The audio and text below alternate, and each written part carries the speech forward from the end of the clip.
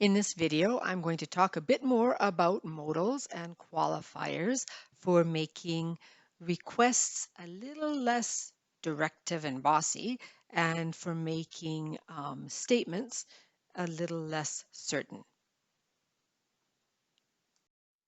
So, depending on who you are speaking to and whether you have the right to make a suggestion or request, is that suggestion or request a very big ask, or is it outside your scope of practice? A modal may not be enough, in which case you will need to add in other qualifiers. And we've talked about some qualifiers. So we've talked about using maybe and perhaps. So let me talk about using various combinations of want, consider, and try to make your requests a little bit less pushy or a lot less pushy. All right. Let me go over some of the examples here and then I'll talk about the grammar. So you might try checking with Susan on this, or you could try to check with Susan on this, or you might consider checking with Susan on this. We may want to check with Susan on this. You might want to try checking with Susan on this, or you might want to consider checking with Susan on this. So I don't know if you noticed the following grammar points, but try in each case is followed by a gerund. So you've got try checking. You might try checking. The gerund is the ing form. You might want to try checking. All right. Try is also or can also be followed by the infinitive, by the verb. It's a little bit less common and it makes it sound like it might not be possible. But you could say, you could try to check with Susan on this.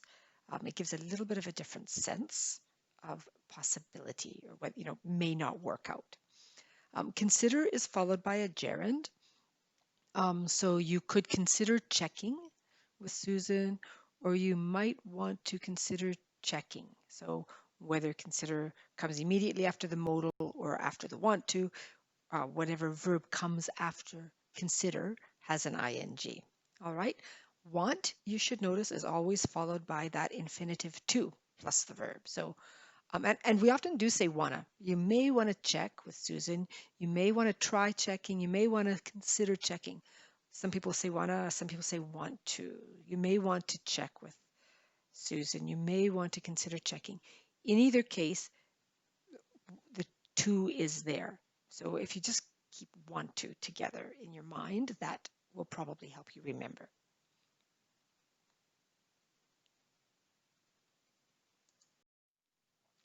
You can also add do you think and use we. Now you can layer those in.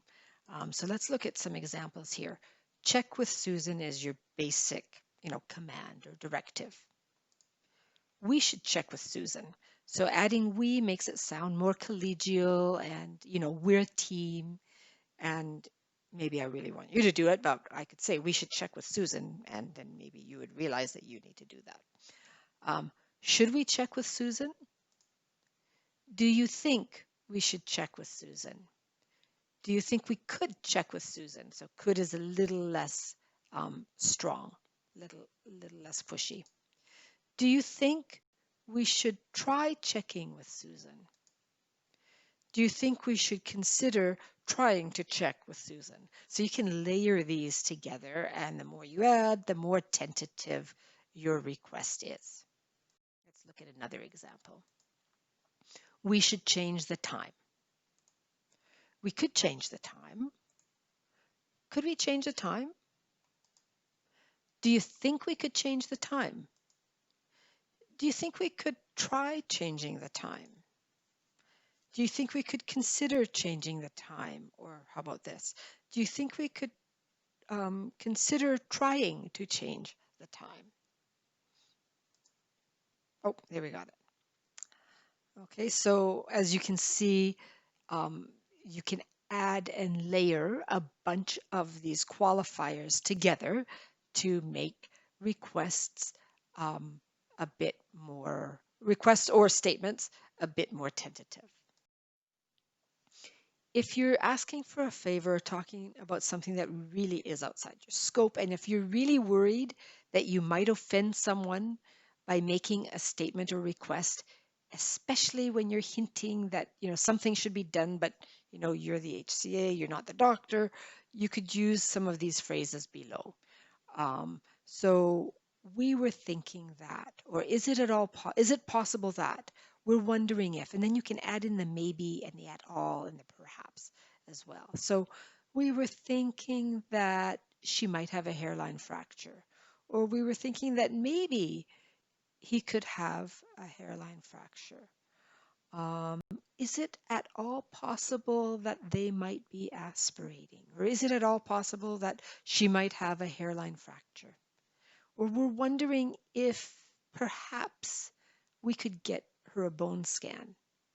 Or we're wondering if maybe she might have a hairline fracture.